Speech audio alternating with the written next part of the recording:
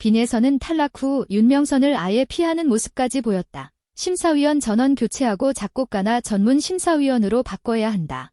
MC 신동엽은 뜻밖에도 사비로 3천만 원을 기부했다는 이야기까지 회자되고 있다. 이 글은 실제 사실을 단정하는 보도가 아니라 시청자들이 느꼈던 충격과 분노, 그리고 온라인에서 회자되는 여러 주장과 상상들을 극적으로 엮어낸 하나의 드라마틱한 스토리텔링임을 먼저 분명히 밝혀둔다. 그러나 그럼에도 불구하고 이 이야기가 많은 사람들의 가슴을 후벼 파는 이유는 지금의 서바이벌 예능이 얼마나 공정성과 신뢰를 잃어버렸는지, 그리고 그 안에서 한 어린 소녀와 몇몇 어른들이 얼마나 극단적인 감정의 소용돌이 속에 던져졌는지를 너무도 상징적으로 보여주기 때문이다. 화려한 조명이 꺼지고 스튜디오를 가득 메웠던 함성과 박수 소리가 거짓말처럼 사라진 뒤 녹화가 잠시 중단된 순간 무대 뒤 대기실에는 믿기 힘든 정막이 내려앉았다고 한다. 프로그램의 미래를 책임질 천재 소녀라며 온갖 찬사와 기대를 한 몸에 받았던 13살 빈예서. 그리고 그 아이가 탈락자 명단에 이름을 올리는 순간 스튜디오를 뒤덮은 충격과 허탈감은 마치 거대한 쓰나미처럼 관계자들의 가슴을 덮쳤다. 그 누구도 예상하지 못했던 이 탈락 결과는 곧장 시청자 게시판과 온라인 커뮤니티를 뒤흔들며 공정성 논란, 심사기준 논란, 나아가 조작 의혹까지 불러일으켰다. 하지만 진짜 폭풍은 카메라에 잡히지 않은 곳, 바로 문이 굳게 닫힌 대기실 안에서, 그리고 한 아이의 떨리는 어깨와 그 곁을 지키던 할머니의 손등 위에서 조용히, 그러나 치명적으로 시작되고 있었다. 그날 가장 먼저 빈예서를 찾아 나선 사람 중 한 명은 다름 아닌 윤명선 마스터였다고 한다. 누구보다 먼저 이 아이의 잠재력을 알아보고 온 국민이 알기 훨씬 전부터 조용히 응원을 보냈던 사람. 녹화 내내 노래 한 소절, 한 호흡마다 촉을 곤두세우며 스승이자 프로듀서의 눈으로 예서의 성장을 지켜보던 사람이 바로 그였다. 탈락 결과가 발표되자 그는 그 누구보다도 먼저 멍해졌고 이어 깊은 한숨과 함께 믿기지 않는 현실을 받아들여야 했다. 그리고 잠시 후 충격에 휩싸였을 어린 제자를 위로하기 위해 그는 무거운 발걸음으로 대기실 앞으로 향했다. 그러나 대기실 문 앞에서 그를 맞이한 건 예상했던 눈물 섞인 포옹이나 고맙다는 인사가 아니라 상상조차 하지 못한 차가운 벽. 그리고 할머니 품에 매달려 흐느끼며 윤명선을 끝내보려 하지 않는 빈예서의 모습이었다고 한다. 처음 이 장면을 목격한 스태프들 사이에서는 어린아이가 심사위원에게 삐진 거 아니냐, 결과가 마음에 안 들어서 마스터를 피하는 것 아니냐라는 피상적인 추측이 오갔다고 하지만 조금만 더 가까이 다가가 보면 그 오해는 처절할 만큼 빗나간 해석이라는 것을 알 수 있다. 예서는 윤명선을 향해 화를 낸 게 아니었다. 오히려 정반대였다. 모든 걸 걸고 자신을 믿어준 어른에게 결국 탈락이라는 결과를 안겨드렸다는 사실 하나만으로도 숨이 막히도록 죄송했기 때문에 그 앞에 설 용기가 나지 않았던 것이다. 13살, 아직 세상의 잔혹한 룰이 어떻게 돌아가는지도 다 이해하지 못할 나이에 이 소녀는 어른들이 설계한 기묘한 룰과 득표 구조, 선곡 시스템 속에서 희생양이 되었음에도 자신을 탓하고 또 탓했다.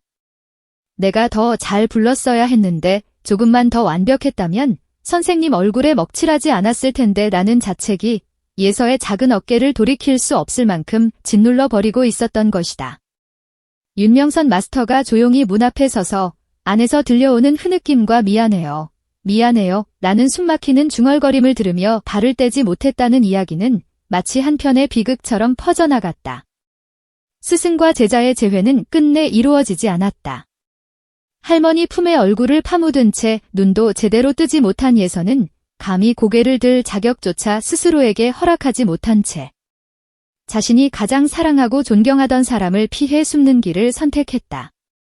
그것은 어른을 향한 반항이 아니라 오로지 자신을 향한 잔혹한 자기 비난의 끝이었다. 이 장면을 지켜본 사람들 가운데 몇몇은 눈물을 훔쳤고 몇몇은 주먹을 꽉 쥔 채 고개를 떨궜다. 방송을 위해 꾸며진 화려한 조명과 세트 뒤에서 가장 여리고 순수한 한 아이가 이토록 처절하게 무너지도록 만든 것이 과연 누구인가를 떠올리는 순간 누구도 쉽게 눈을 들 수 없었다고 한다. 바로 그때 또 다른 한 사람이 조용히 그 현장을 지켜보고 있었다. 수많은 오디션과 서바이벌 프로그램을 진행하며 방송가의 흥망성쇠를 두 눈으로 목격해온 베테랑 MC 신동엽이었다. 그는 방송인의 입장에서 그리고 프로그램의 얼굴로서 당장 카메라 앞에서는 중립을 지켜야 했지만 한 아이가 어른들의 룰 속에서 어떻게 무너져 내리는지를 똑똑히 보고 있었다. 빈에서는 탈락 후 윤명선을 아예 피하는 모습까지 보였다라는 말이 나올 정도로 스승을 향한 죄책감에 짓눌린 아이의 어깨를 바라보며 그는 누구보다 먼저 이 시스템의 잔혹함을 체감했을 것이다. 그리고 바로 그날 녹화가 완전히 종료되고 제작진과 출연진, 관객들의 발길이 하나둘 끊긴 뒤 신동엽이 조용히 대기실 문을 다시 열었다는 이야기가 흘러나왔다. 그가 다시 찾은 대기실 안에는 눈이 퉁퉁 부은 채 멍하니 앉아있는 예서와 그런 손녀를 감싸 안고 어찌할 바를 몰라 하는 할머니만이 남아있었다고 한다. 조명이 꺼진 뒤의 대기실은 더 이상 화려한 무대의 연장선이 아니었다. 그곳은 그저 한 아이의 꿈이 부서진 폐허 같은 공간이었고 그 한가운데서 신동엽은 오래도록 말문을 열지 못한 채 둘을 내려다보았다고 한다. 그리고 마침내 떨리는 손을 뻗어 할머니의 거칠고 마른 손 안에 한 장의 수표를 조심스레 쥐어준다. 수표에 적힌 액수는 무려 3천만 원의 상금 못지않은 거액을, 이건 방송국 돈이 아닙니다. 제 사비입니다. 우리 예서가 오늘의 상처 때문에 평생 노래를 미워하지 않았으면 좋겠습니다. 그냥 작은 장학금이라고 생각해 주시면 좋겠습니다. 라는 말과 함께 건넸다는 이야기는 온라인 커뮤니티를 타고 마치 전설처럼 퍼져나갔다. 사실 이 3천만 원이 실제로 오고 갔는지 정확한 액수와 경위가 어떠했는지는 철저히 비공개다. 그래서 어떤 이들은 이것을 과장된 미담이라고 부르고 어떤 이들은 단지 팬들의 상상력이 더해진 도시괴담쯤으로 치부한다. 그러나 중요한 건 숫자 하나하나의 사실 여부가 아니라 왜 이런 이야기까지 만들어지고 회자될 정도로 시청자들이 분노하고 있다는 점이다. 중립을 지켜야 할 메인 MC가 상징적으로라도 자신의 지갑을 열어야 할 만큼 누군가의 탈락이 부당하고 누군가의 눈물이 너무나 통곡처럼 느껴졌다는 것. MC 신동엽, 뜻밖에도 사비로 3천만 원 기부라는 문장이 사람들의 입에 오르내리는 순간 많은 시청자들은 이렇게 말했다. 도대체 탈락 과정이 얼마나 이해 안 됐으면 방송의 얼굴이 저 정도 행동까지 했다는 이야기가 나올까? 분노의 화살은 자연스럽게 심사위원단을 향해 돌아가기 시작했다. 방송이 끝난 뒤 온라인을 뒤덮은 건 단순한 팬심의 아우성이 아니었다. 심사위원 전원 교체하고 작곡가나 전문 심사위원으로 교체해야 한다는 과격한 주장까지 쏟아지며 지금의 심사 시스템 전체를 갈아엎어야 한다는 여론이 들불처럼 번져나갔다. 시청자들은 더 이상 단순한 결과에 만족하지 않았다. 왜 그 곡이었는지, 왜 그 점수였는지, 왜 그 아이였는지에 대해 납득할 수 있는 설명을 요구했다. 그러나 돌아온 건 애매한 심사평과 형식적인 멘트뿐이었다. 선곡이 아쉬웠다, 오늘은 조금 부족했다 라는 말 뒤에 숨은 진짜 기준이 무엇인지, 누구를 위한 평가인지 도저히 알 수 없었다. 그 순간 사람들은 묻기 시작했다. 이 심사위원들은 정말 노래를, 무대를, 그리고 참가자의 인생을 책임질 준비가 되어 있는가? 아니면 방송을 위한 캐릭터와 입담을 보여주기 위해 자리만 차지하고 있는가? 특히나 어린 참가자들이 많은 프로그램일수록 심사위원의 한마디 한마디는 칼날이 될 수 있고 그 칼날은 아직 충분히 단단하지 못한 마음을 향해 꽂히기 쉽다. 빈에서의 탈락과 대기실에서의 오열, 그리고 스승을 피해야만 했던 죄책감의 밤은 시청자들 눈에 이렇게 비쳤다. 아이 하나를 저렇게까지 무너뜨려 놓고 과연 이 심사위원들이 그 자리에 앉아있을 자격이 있는가? 그래서 누군가는 차라리 시청률용 유명인 심사위원이 아니라 음악을 업으로 삼는 작곡가와 보컬 트레이너, 무대 디렉터로 구성된 전문 심사위원단으로 전원 교체하자고 주장했다.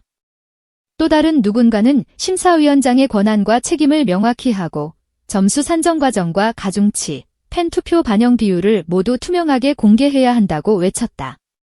지금처럼 애매한 웃음과 예능용 멘트 뒤에 모든 것이 가려지는 구조 속에서는 제 아무리 천재라도, 제 아무리 노력해도 결국 시스템이 정해놓은 대본대로 희생양이 되어버리는 것 아니냐는 냉소가 퍼져나갔다. 이 모든 논란 한가운데에서 아이러니컬하게도 가장 밝게 빛난 것은 프로그램도 방송국도 심사위원도 아닌 한 아이와 몇몇 어른들의 인간적인 선택이었다. 스승을 볼 자격이 없다며 숨었던 13살 소녀의 죄책감. 그 죄책감을 만든 건 어른들의 룰이었음에도 끝까지 자신을 탓했던 눈물. 그런 아이의 무너지는 어깨를 문 밖에서 지켜볼 수밖에 없었던 윤명선의 침묵. 그리고 모든 것이 끝난 뒤에도 두 사람의 곁을 찾아가 그래도 너는 잘했다. 포기하지 마라라고 말해주고 싶었던 한 MC의 마음. MC 신동엽, 뜻밖에도 사비로 3천만 원 기부라는 미담이 사실이든 상징이든 허구든 그것이 폭발적인 공감을 얻은 이유는 단 하나다. 시청자들은 알고 있다. 방송국이 지키지 못한 것을 누군가는 어떻게든 지키려 했다는 것을. 결국 이 이야기는 한 프로그램의 흥행 여부나 한 시즌의 우승자가 누구였는지에 대한 논쟁을 넘어선다. 이것은 시청률이라는 괴물에게 모든 것을 바쳐온 한국식 서바이벌 시스템이 어디까지 망가졌는지, 그리고 그 폐허 위에서 여전히 노래를 사랑하고 꿈을 꾸는 아이들이 어떤 상처를 감내해야 하는지를 보여주는 잔혹한 거울이다. 빈에서의 이름은 이번 한 시즌의 탈락자가 아니라 어른들이 만든 룰에 짓밟힌 꿈의 상징으로 남게 될지도 모른다. 그리고 심사위원 전원 교체라는 과격한 구호와 작곡가나 전문 심사위원으로 바꿔라라는 분노 섞인 요구는 단지 특정 인물을 향한 공격이 아니라 더 이상 이런 방식으로 아이들의 꿈을 가지고 장사를 하지 말라는 마지막 경고일지도 모른다. 언젠가 시간이 흘러 이 사건이 단지 그때 그런 논란도 있었지 정도로 소비되고 잊힐지 아니면 시스템을 바꾸는 전환점으로 기록될지는 아직 알 수 없다. 그러나 분명한 건 진짜 어른은 화면 속에서 큰소리치는 사람이 아니라 화면이 꺼진 뒤에도 끝까지 하나의 꿈을 붙들어주려 애쓰는 사람이라는 사실이다. 그리고 진짜 가수는 왕관을 쓴 사람 한 명이 아니라 왕관을 쓰지 못했어도 끝까지 노래를 사랑하는 마음을 지켜내는 사람이라는 점이다. 빈에서가 그날 이후에도 노래를 포기하지 않고 언젠가 더 큰 무대에서 자신의 이야기를 스스로의 목소리로 들려줄 수 있기를. 그리고 그 무대를 이끄는 심사 시스템이 지금보다 조금이라도 더 공정하고 조금이라도 더 따뜻해져 있기를. 많은 시청자들이 간절히 바라고 있다. 그것이 혹시나 사실이 아닐지도 모르는 3천만 원 미담보다 훨씬 더 값비싼 변화일 것이다.